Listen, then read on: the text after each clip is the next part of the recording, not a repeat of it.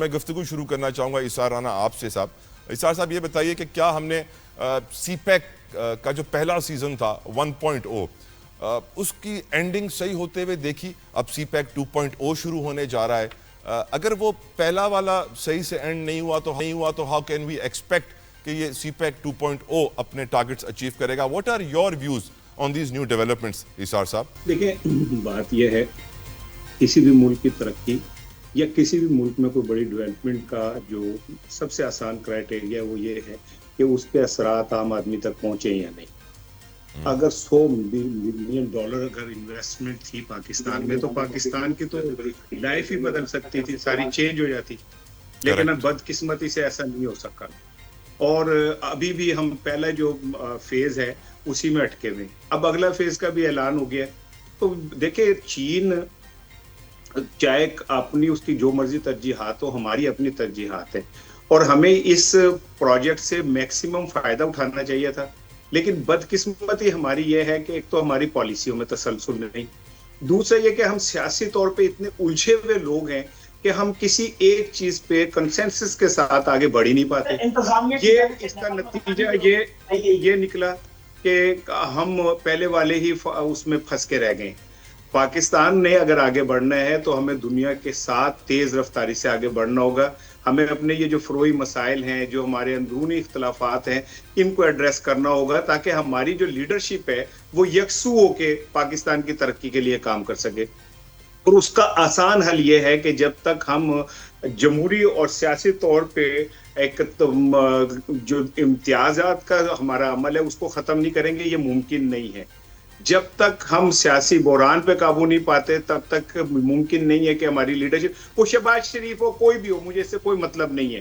مجھے مطلب اس سے ہے کہ پاکستان کو ترقی مل رہی ہے یا نہیں، اس کے ثمرات عام آدمی تک پہنچ رہے ہیں یا نہیں. لیکن بدقسمتی سے پچھلے 10 سال سے سی پیک کے ساتھ جو کچھ بھی ہوا وہ تو دشمن بھی نہیں کرتا جو ہم نے اپنے ہاتھوں سے اپنے خود کیا ہے. اور یہ تو چین کی مجبوری ہے کہ وہ ہمیں لے کے چلنا چاہتا ہے، اس کے پاس اور کوئی آپشن نہیں ہے. اس کا سی پیک کا سارا خواب کا دروازہ ہم سے کھلتا ہے، تو ہمیں بھی تو دیکھنا چاہیے کہ ہمارے خوابوں کے دروازے بھی اگر اس سے کھل رہے ہیں تو اس پہ سنجیدگی سے توجہ دیں. لیکن پھر وہی بات یہ ہے کہ جب تک جمہوری استحکام، سیاسی استحکام نہیں آئے گا، یہ ممکن نہیں ہے کہ ہم کنسنٹریشن کے ساتھ کسی طرف جا سکے. باقی پاکستان کا رول اب پوری دنیا نے تسلیم کر لیا ہے. ہمارا قد بڑا ہے، انڈیا کے شکست کے بعد دنیا نے ہمیں ایک طاقت کے طور پہ تسلیم کیا ہے. ہماری لیڈرشپ اتنی کیوں جیسے کہتے ہیں نا دبی دبی سی، پیچھے پیچھے بھاگنے والی اور تصویروں کے اندر جگہ بنانے والی؟ یار ہم بہت بڑی ڈیسائسو رول ہے اس خطے کے اندر. ہمیں یہ اپنا کردار سمجھنا ہوگا اور ہمیں اپنے اندر کے کمپلیکسز سے باہر نکل کے ہمیں غیرت کے ساتھ، بہادری کے ساتھ لیڈرشپ کو. کیوں وہ 3 لوگ بیٹھ کے بات کر رہے ہیں، پیوٹن اور کیا کہتے ہیں وہ کوریا والا، اور یہ پاکستان بھی اتنا ہی ایکولی اسٹیک ہولڈر ہے اس ساری صورتحال کا، ہمیں بھی ان کے ساتھ اتنا ہی کھڑے ہو کے بات کرنی چاہیے. اب موقع ہے، پاکستان کے دکھ دلدر دور ہو سکتے ہیں اگر ہماری لیڈرشپ جو ہے اپنی اناؤں کے خول سے باہر نکل کے پوری طرح کنسنٹریٹ کرے. تو یہ کوئی مشکل کام نہیں ہے، ناممکن بھی نہیں ہے. آمین، اللہ کرے ایسا ہو. اسار صاحب، عبداللہ حمید گل صاحب، کیا سی پیک 1.0 کی کامیابی کے بعد ہم سی پیک 2.0 کی بھی کامیابی ایکسپیکٹ کریں؟ آپ سمجھتے ہیں کہ پاکستان چائنا کا بیسٹ فرینڈ تو ہے سر، پر چائنا تو $60 بلین کی چینی مکئی اور کنولا خریدتا ہے. وہ برازیل سے کشتی کے ذریعے آتی ہے.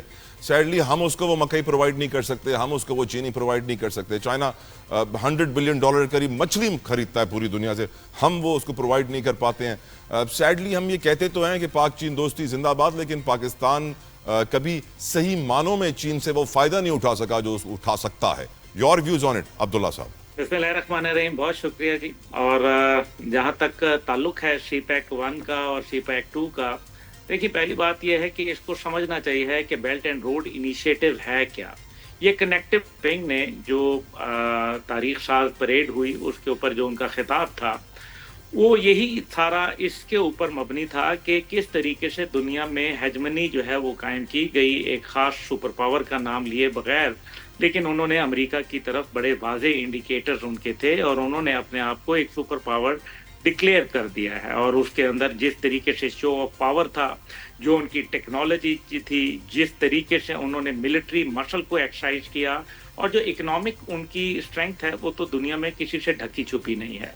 अब मसला यहाँ ये है कि इस सारे के अंदर क्या पाकिस्तान उस तरह से फायदा उठा सकता है जिस तरह से बरतानिया ने जब दूसरी जंग अजीम के बाद अमेरिका सुपर पावर बन रहा था और उसको अमेरिका का सुपर पावर बनने में एक मदद फराहम की थी बरतानिया ने, और आज दुनिया में बरतानिया का कद काठ जो है वो आपके सामने है।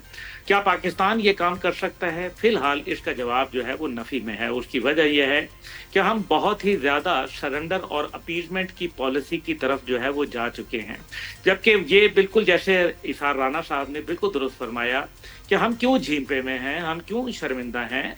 हमें जो है अल्लाह ताला ने बड़ी इज्जत से नवाजा है और ब्रिंकमैनशिप पॉलिसी को हमें अपनाना होगा। नंबर 137 बिलियन डॉलर का ट्रेड है इंडिया के साथ भारत का, जो चाइना और भारत का है। अब आप मुझे ये बताएं कि पाकिस्तान का क्या है। अभी आपने जैसे फिशरीज की बात की, तो पाकिस्तान से दुनिया भर के ट्रॉलर्स आके दुनिया की बेहतरीन फिश और झींगा जो है, जो कि कलमत बे का है, वो यहाँ से लेके चले जाते हैं और यही जो है इनडायरेक्ट रास्तों से जो है चाइना पहुंच जाता है। इसी तरीके से आपको पता है कि टिल्डा चावल जो है वो चला रहा था बासमती का, और फिर फाइनली पाकिस्तान ने बासमती का जो है वो केस जीता अल्हम्दुलिल्लाह। लेकिन आज भी जो है यूएई के अंदर हमें वो डोमिनेट करते हैं। हमने बराह रास्त अपने जो ईरान है, जिस तरह से वो अब बार्टर ट्रेड की बात करता है, लेकिन हम अभी भी अमेरिकी पॉलिसीज के जेर साया जो है ईरान से सस्ती गैस, सस्ता तेल और सस्ता जो उनके साथ बार्टर ट्रेड है वो करने के बजाय हम जो है वो एक अजीब पता नहीं कश्मकश में मुब्तला हैं। तीसरी जानिब जो है वो अहम तरीन बात है, और वो ये है कि दुनिया लुक ईस्ट पॉलिसी की जानिब जा रही है, जबकि ट्रंप के 2-4 क्या तारुफी बयान आ गए कि हम जो है वो उसकी राह में आंखें बिछाए बैठे में हैं। हकीकत यह है कि ट्रंप आपको सिर्फ जो है वक्ती तौर पर जो है वो एक इस्तेमाल कर रहा है मोहरे के खिलाफ तरीके से, जो कि भारत का साथ उसका एक मामला चल रहा है, उसके ऊपर पाकिस्तान को सिर्फ एक काउंटर बैलेंस के तौर पर जो है वो फिलहाल टेम्परेरली यूज कर रहा है। अब देखना हमें यह है कि सी पैक 1 जो था क्या वो मुकम्मल हुआ, उसके 9 जो एस्पेक्ट्स थे, 9 जोन्स जो क्रिएट होने थे, उसमें से एक फैसलाबाद का जो तकरीबन 25 से 30% जो है वो कंप्लीट हुआ। बाकी कोई भी जो है प्रोजेक्ट वो नहीं पाया तकमील तक पहुंचा, ना वो मुस्लिम लीग की हुकूमत में पहुंचा, ना पीपल पार्टी की हुकूमत में पहुंचा, ना वो फौजी हुकूमत में पहुंचा, और ना ही वो आज मौजूदा हुकूमत में पहुंचा। ये एक लम्हा फिक्रिया है। दूसरी जानिब जो है वर्ल्ड इकोनॉमिक एनिमल बन चुकी है और दुनिया इकोनॉमी के ऊपर अब जंगें जो हैं वो हो रही हैं, और उसका हमने अमली नमूना चीन के हवाले से देखा, जब टैरिफ वॉर जो थी वो अमेरिका ने जो है वो उनके ऊपर मुसल्लत की, और असल में हदफ चाइना था। पाकिस्तान, इंडिया, बाकी तो ये सब बहाने हैं मेरे ख्याल में, लेकिन हकीकत ये है कि हकीकत यही है कि जो जॉन पर्किंस ने किताब में भी लिखा था, confessions of an economic hitman, complete कर लें पहले। तो कन्फेशंस ऑफ इकोनॉमिक हिटमैन के अंदर क्या आपको याद नहीं है कि यहाँ कौन था हिटमैन आया था?